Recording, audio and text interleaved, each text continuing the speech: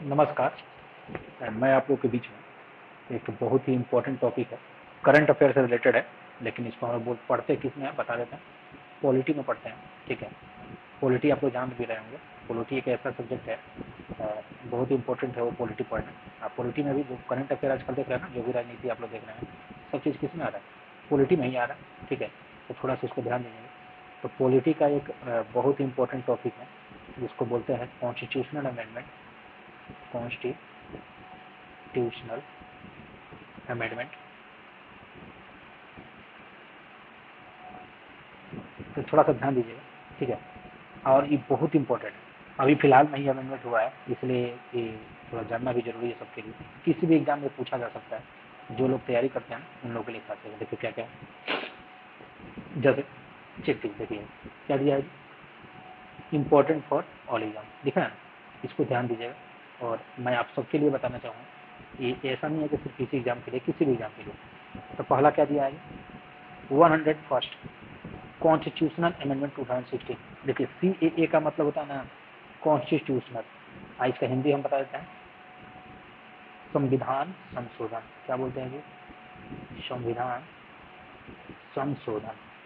देखिए अभी कहिएगा ये क्या होता है, तो संविधान संशोधन बोलते हैं जब भी किसी अनुच्छेद में ना, या किसी भी लॉ में, किसी भी कानून में हम लोग चेंज करते हैं, तो उसको पार्लियामेंट के माध्यम से ही किया जाता है। तो थोड़ा सा ये हम थोड़ा सा इसको थोड़ा सा हिंट देगा। तो पार्लियामेंट होता है, आपको पता है, अच्छा हाँ, पार्लियामेंट किसको बोलते हैं, सदन होता है जहाँ पे पार्लियामेंट के अंदर में तीन चीज़ आते हैं, लोकसभा, राज्यसभा और प्रेसिडेंट। ध्यान दीजिएगा, बिना प्रेसिडेंट के पार्लियामेंट कंप्लीट नहीं होता है।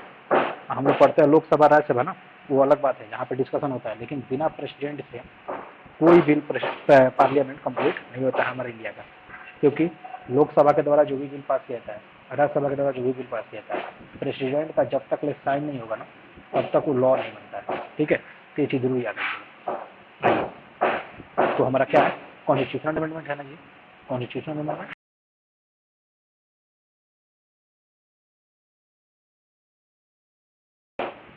आइए, तो क्या है, कहता ही है भाई, चलिए थोड़ा सा ध्यान दीजिए।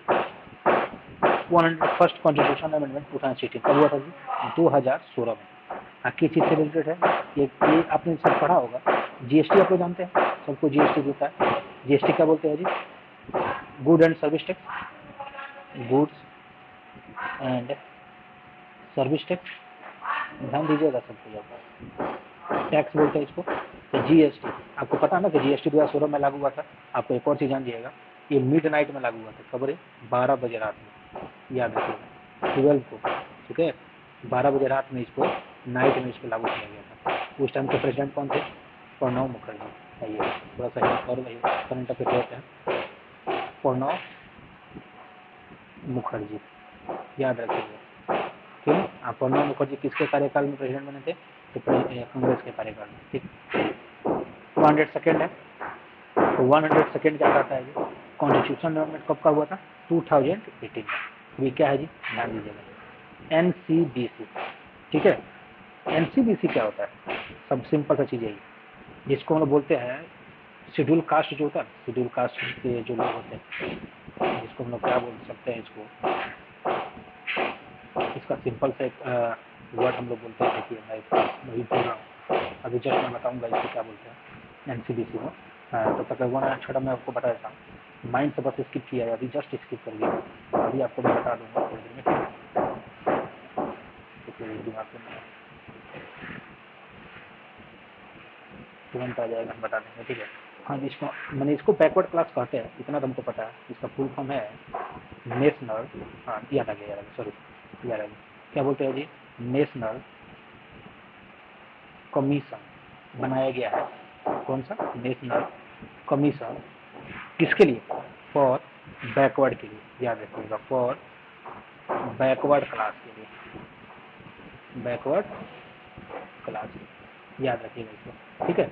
यही बनाया गया था, और इसमें ये लागू किया गया कि जो भी स्टेट है ना, अपने अकॉर्डिंग कोई भी कास्ट को जो BC कैटेगरी में डाल सकता है, ठीक है। तो वो स्टेट पे डिपेंड करता है, इसके तहत स्टेट को दे दिया गया था। कौन सा आर्टिकल में संशोधन किया गया था, 338B में। अब आइए, 103rd कॉन्स्टिट्यूशन अमेंडमेंट कब हुआ था जी, 2019। उसमें क्या किया गया था, 10% जो है ना ईडब्ल्यूएस को रिजर्वेशन कोटा दिया गया था। ईडब्ल्यूएस मतलब क्या है, जनरल जो कैटेगरी के लोग थे ना, जनरल कैटेगरी में भी बोला जाता है कि कुछ लोग पुअर होते हैं।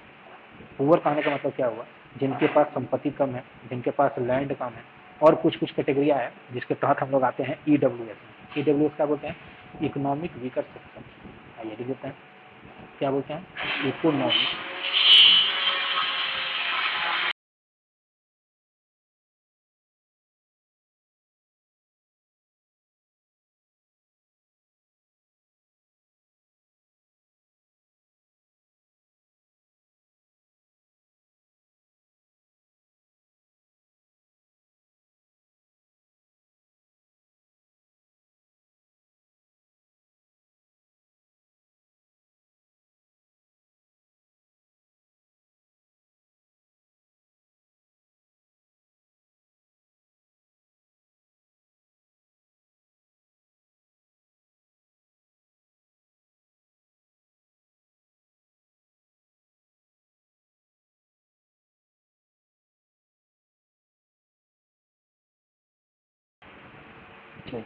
थोड़ा सा भी एक साउंड आ रहा था इसीलिए मैंने इसको म्यूट किया था, बटन म्यूट हुआ था तो।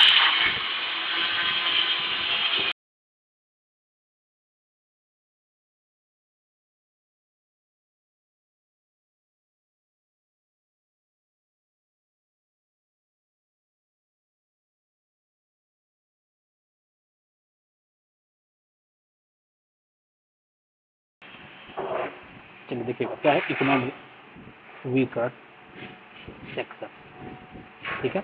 मतलब ये बोला जाता है जनरल कैटेगरी में कुछ लोग होते हैं जिनके पास क्या है, धन दौलत बहुत कम है, उन्हीं के लिए रिजर्वेशन दिया गया कितना, 10%। 104th कॉन्स्टिट्यूशनल अमेंडमेंट कब हुआ था, 2020।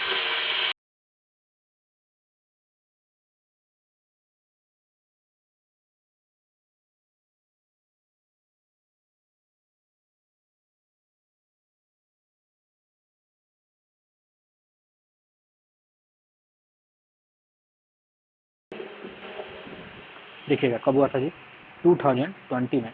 और क्या किस लिए हुआ था, एंग्लो इंडियन को ना रिजर्वेशन मिलता था, किसमें, लोकसभा में और विधानसभा में। कितना सीट मिलता था जी, 2 सीट मिलता था लोकसभा में, याद रखना। और एक और चीज इसके साथ साथ हुआ और कंटिन्यू किया गया था, SC ST जो रिजर्वेशन दिया था ना, अब देखिए ये भी चीज़, ये भी बहुत इंपॉर्टेंट चीज़ है, थोड़ा सा इसको देख लीजिए आप लोग। क्या है इंपॉर्टेंट, क्यों है, थोड़ा सा देखिए। SC ST का जब रिजर्वेशन बना था ना, तो उस टाइम पे बनाया गया था भीमराव अम्बेडकर के द्वारा। भीमराव अम्बेडकर ने बोला था कि इसको हम 10 साल के लिए नहीं, 20 साल के लिए कंटिन्यू कर रहे हैं, क्योंकि जो भी लोग बैकवर्ड सेक्शन के सोसाइटी के लोग हैं, वो कुछ उनको कुछ क्या बोलते हैं, वैल्यू मिले, और वैल्यू के आधार पर हम लोग क्या करेंगे, आगे चल के ना ये जो रिजर्वेशन है इसको खत्म कर दिया जाएगा। लेकिन पॉलिटिकल जो पार्टी है ना, अपने वोट बैंक के लिए, जो पॉलिटिकल पार्टीज थी, वो अपने वोट बैंक के लिए ना इसको कंटिन्यू की, जिसका नतीजा है आज के भी डेट में कोई भी पॉलिटिकल पार्टी इस रिजर्वेशन को हटाना नहीं चाहती है, ठीक है।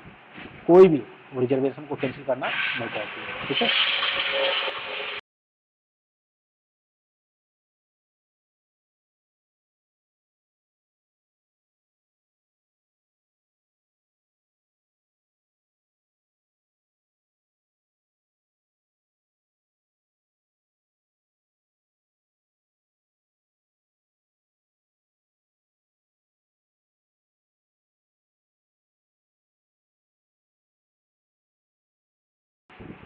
तो देखिए क्या हुआ, तो ये जो पॉलिटिकल पार्टी है ना, क्या बोलते हैं इसको, ये बीजेपी जिसको हम लोग बोलते हैं, जिसको बोलते हैं एनडीए गवर्नमेंट, ये भी क्या की है, 25 जनवरी तक इसी अमेंडमेंट के तहत 2030 तक इसको कंटिन्यू कर दिया। मतलब नेक्स्ट 10 ईयर के लिए इसको बढ़ा दिए रिजर्वेशन को, ठीक है। कौन से अमेंडमेंट के तहत, 104th अमेंडमेंट। अब ये 105th अमेंडमेंट क्या कहता है, कॉन्स्टिट्यूशन अमेंडमेंट बोलता है, after SC judgment restore states power to make their own OBC list. देखिए यही मैं बताया ना, ऊपर एक कमीशन बनाया गया, तो बोला ये गया कि स्टेट गवर्नमेंट जो है ना, वो अपने अकॉर्डिंग अपने स्टेट में OBC कैटेगरी में किसी भी कास्ट को डाल सकती है।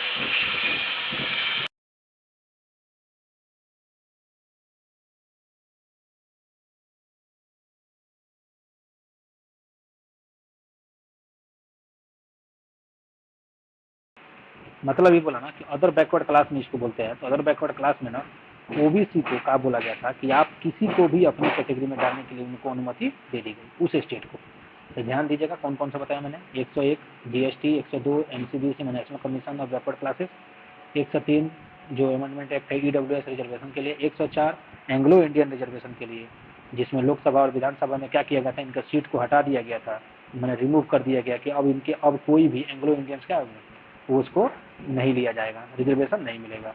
और उसमें उसी के साथ साथ में एक और चीज़ किया, SC ST जो था, ये जो रिजर्वेशन बिल था 25 जनवरी 2030 के लिए बढ़ा दिया गया।